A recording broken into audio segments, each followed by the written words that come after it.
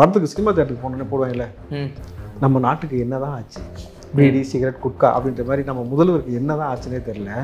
அவர் பாட்டு நம்ம ஒன்று கேட்டால் அவர் பாட்டுக்கு ஒன்று பேசுறது. தமிழ்நாடு அமைதியாக தான் இருக்கிறதுனாக்கா எதுக்கு பொன்முடி போய் அங்கேருந்து உங்களுக்கு வீடியோ காலில் போட்டு கொடுக்குறாரு?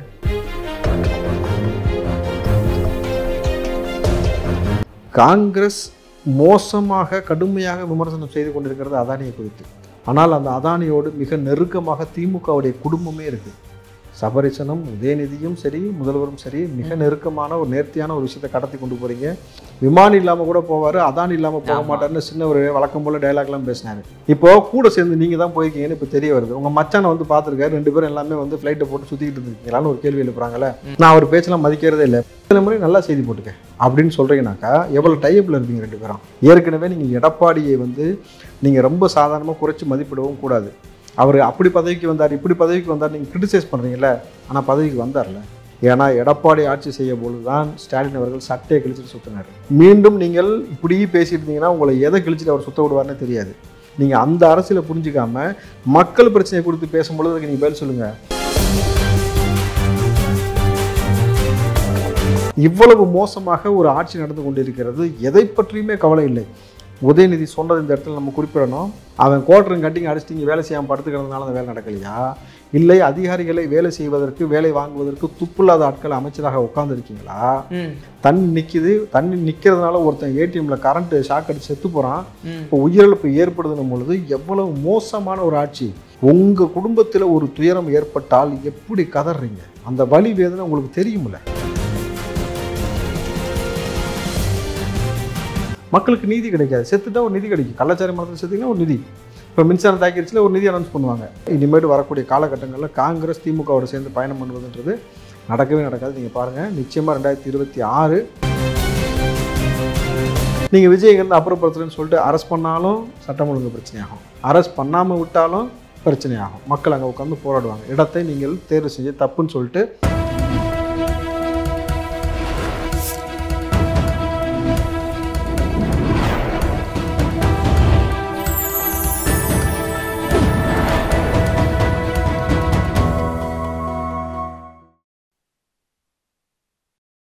சார், சில தினங்களுக்கு முன்பு பார்த்தீங்கன்னா டாக்டர் ராமதாஸ் அவர்கள் அறிக்கை வெளியிட்டிருந்தாங்க. அதை செய்தியாளர்கள் முதல்வரிடம் கேட்கும் பொழுது அவருக்கு வேறு வேலை இல்லை, இப்படி தான் டெக்டேர் அதுக்கெல்லாம் பதில் சொல்ல வேண்டிய அவசியம் இல்லைன்னு சொன்னார்.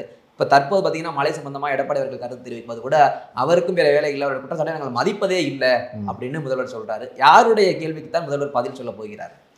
யாருடைய கேள்விக்கு பதில் சொல்லுவார்ன்றதை தாண்டி ஒரு எதிர்கட்சி தலைவர், முன்னாள் முதலமைச்சர் மக்கள் பிரச்சனையை பற்றி ஒரு ஆளுங்கட்சிக்கு எடுத்து சொல்வது அவர் கடமை. அந்த கடமையை அவர் சரிவர செஞ்சிருக்காருன்னும் பொழுது நீங்கள் ரொம்ப ஆணவமாக நான் அவர் பேச்செல்லாம் மதிக்கிறதே இல்லை, நல்லா செய்தி போட்டுக்க அப்படின்னு சொல்கிறீங்கனாக்கா எவ்வளோ டைப்பில் இருப்பீங்க 2 பேரும். கரெக்டுங்களா? நீ எவ்வளோ டைப்பில் இருந்தால் யாருமே வரக்கூடாது மெரினா பீச்சுக்குன்னு சொன்ன பிறகு மெரினா பீச்சில் கொண்டு போய் துப்புரவு பணியாளர்கள் வேலை செய்கிறாங்க, அந்த பாலத்தை சுத்தம் பண்ணுறாங்கன்னு சொல்லிட்டு மட்டும் செய்தி போடுறான்.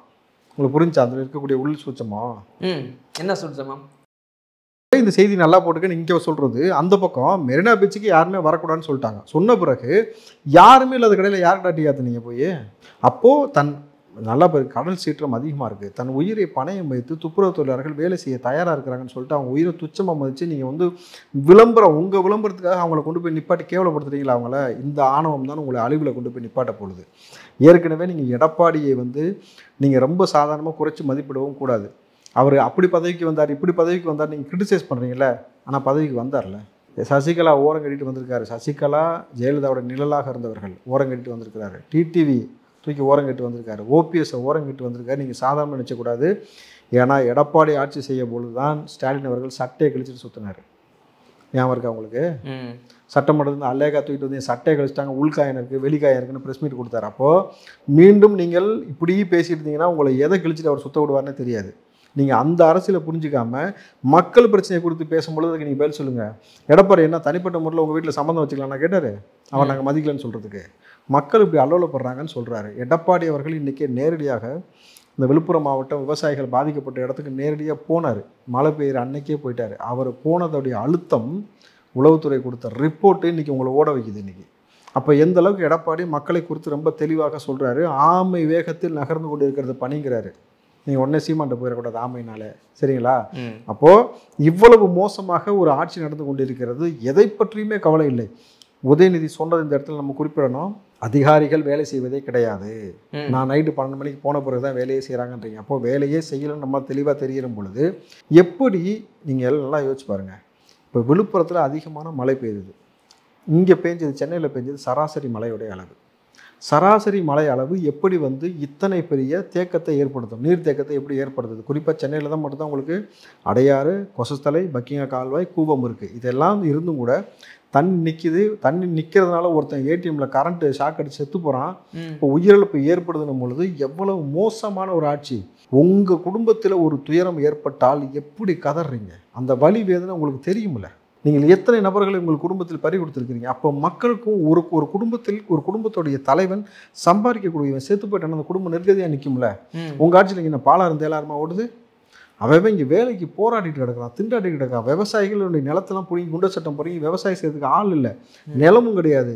எல்லா நிலமும் வந்து இங்கே வந்து கையகப்படுத்தப்படுறது சிப்காட்டுக்காகவும் பரந்தூர் விமான நிலையத்திற்காகவும் பொழுது எவ்வளவு மோசமாக போயிட்டு இருக்கு. இதை குறித்து ஒரு கட்சி எதிர்கட்சி தலைவர் முன்னாள் முதலமைச்சர் கேள்வி கேட்டால் தார்மீக பொறுப்போடு பதில் சொல்லணும். நீங்கள் கொஞ்சம் கூட அதை பற்றி ஏளனமாக பேசுனீங்கன்னாக்கா விஜயகாந்த் இருக்கும்பொழுது நடந்த அதே சம்பவம் தான் இப்போ நடக்கும். எதிர்கட்சி வரிசையில் கூட நீங்கள் உட்கார முடியாமல் போயிடும்ன்றதை முதல்வர் ஞாபகம் வச்சுக்கணும். ஒரு நபர் இந்த ஏடிஎம் வாசலில் இறந்து போனார்ல, மின்சாரம். இந்த மின்சாரத்துறை சரியாக தான் செயல்படுதுன்னு நினைக்கிறீங்களா? நானே இந்த மலைக்கு போகிறேன், அந்த மின்சார பெட்டிலாம் கீழே இருக்கு, அந்த ஒயர்லாம் வெளியே இருக்கு, அப்படியே பார்க்கும்போதே பயமா இருக்கு. இந்த பய உணர்வு இல்லாம தான் மக்கள் பயணிக்கிறாங்களா, இல்லை என்ன காரணம்? இது கோபாலபுரத்துக்கு வெளியிலே கரண்ட் அப்படி நெருப்பு பற்றிக்கிட்டு டக்கு டக்குன்னு எரிஞ்சதை பார்த்தீங்களா இல்லையா? புரியுதுங்களா? அப்போ கோபாலபுரமாக இருந்தாலும் தமிழ்நாடு எங்கே இருந்தாலும் இந்த மாதிரி தான் இருக்கும் மின்சாரத்துறை. ஏன்னா அந்த துறை யார்கிட்ட இருக்குது? செந்தில் பாலாஜிட்ட இருக்குது. செந்தில் பாலாஜிட்ட அந்த துறை இருந்தால் எப்படி இருக்கும்? கொஞ்சம் மந்தமாக இருக்கும், போதையாக இருக்கும். ஏன்னா டாஸ்மாக் துறையும் அவர்கிட்ட தான் இருக்குது. அவன் கோட்டரும் கட்டிங் அடிச்சுட்டு இங்கே வேலை செய்யாமல் படுத்துக்கிறதுனால அந்த வேலை நடக்கலையா? இல்லை அதிகாரிகளை வேலை செய்வதற்கு வேலை வாங்குவதற்கு துப்புல்லாத ஆட்கள் அமைச்சராக உட்காந்துருக்கீங்களா? இதுதான் இங்கே ஒரு கேள்வியாக இருக்குது. மக்கள் அப்படி தானே கேட்குறாங்க. அப்போது நீங்கள் இந்த மின்சாரம் உடனே ஒரு வேலை மட்டும் பண்ணீங்க, போசுக்குன்னு எல்லாத்தையும் கரண்ட் ஆஃப் பண்ணி போட்டாச்சு.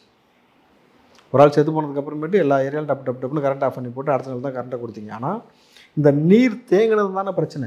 4000 கோடி எங்கே போச்சுனாக்கா வெள்ளை அறிக்கை கொடுங்கனாக்கா வெள்ளம் மடித்து விட்டது. அதுதான் வெள்ளை அறிக்கை. எப்படி சின்னவர் மண்ணாளி தின்னவர்ன்ட்டு. அப்போது உங்களுக்கு இந்த நக்கல் பேச்சு எகத்தாளம் பேச்சு பேசுகிறீங்களே, மக்களை பற்றின புரிதலுமோ அந்த அக்கறையுமே உங்களுக்கு இருந்ததுன்னா இந்த மாதிரி ஒரு ஆட்சி செய்வீங்களா? எழுதி வச்சுக்கலுங்க. எதிர்கட்சி வரிசையில் உட்கார வைப்போம்னு தொழிலாளர்கள் சங்கமும் ஆசிரியர்களும் சரி இங்கே எல்லாருமே சபதம் போட்டிருக்காங்க, இன்னும் சொல்லப்போனால் அரசாங்க ஊழியர்கள். ஆனால் நீங்கள் எதிர்கட்சி வரிசையில் கூட வந்து உட்கார மாட்டீங்க.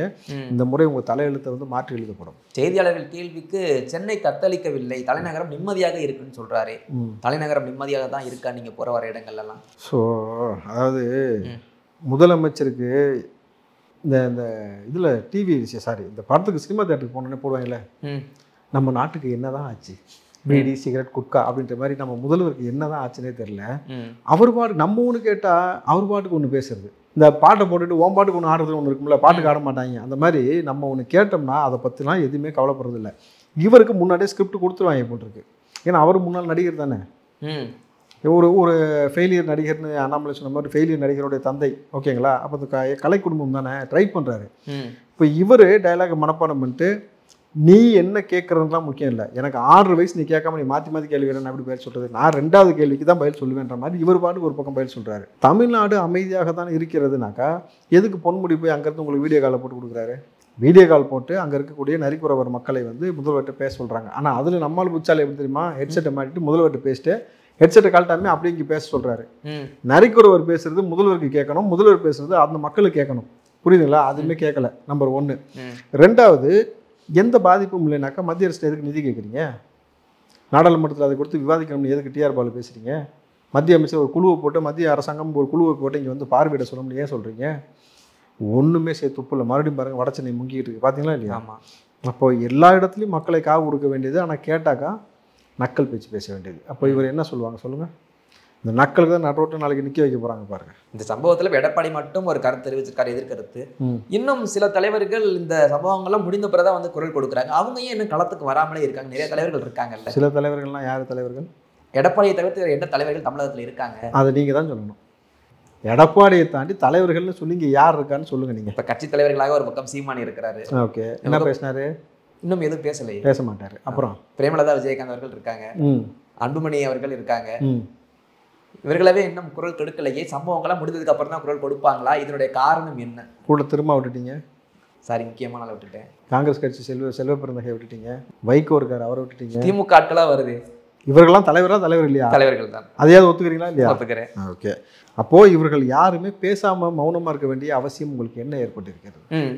மக்கள் இந்த அளவுக்கு பாதிக்கப்பட்ட பொழுது இந்த பக்கம் பார்த்தீங்கன்னாக்கா அன்புமணி கூட கிட்டத்தட்ட அந்த பெருவெள்ளத்தில் அந்த வெள்ளத்தில் பாதிக்கப்பட்டு ஒரு பெண் ஒரு ஒரு ஒரு நபர் பாதிக்கப்பட்ட நபரை ஒரு செய்தியாளர் வந்து கொண்டு போய் மீட்டு அதுக்கெல்லாம் பாராட்டு தெரிவித்தார், அரசாங்கத்தை கண்டிச்சார். அன்புமணி சொல்லாமலாம் இல்லை, சொல்லியிருக்கிறாரு.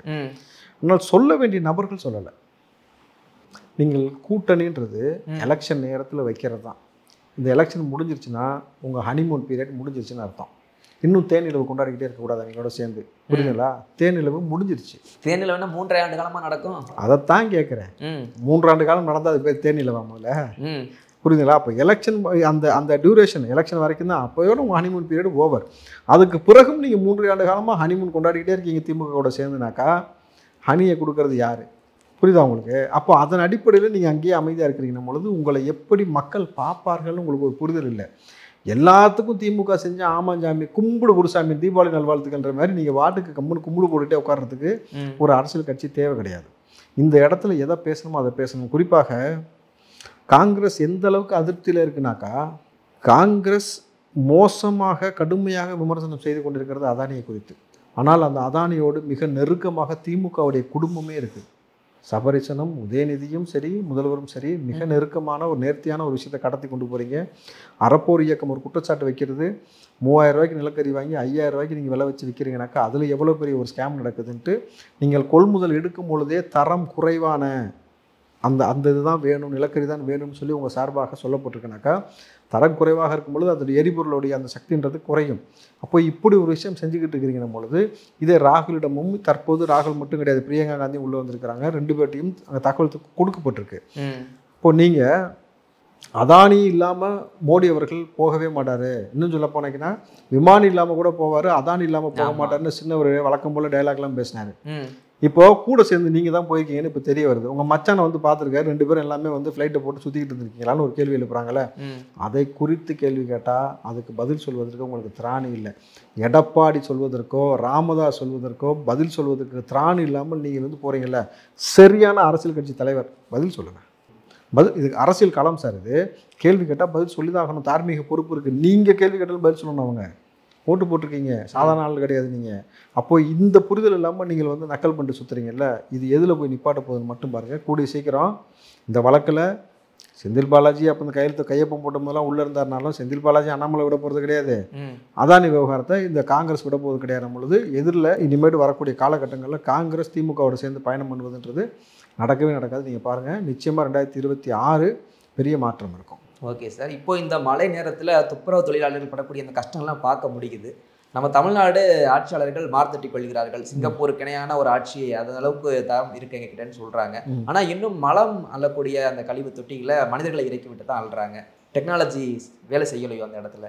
டெக்னாலஜி வேலை செஞ்சுருக்கு. எதில் வேலை செஞ்சுருக்கு?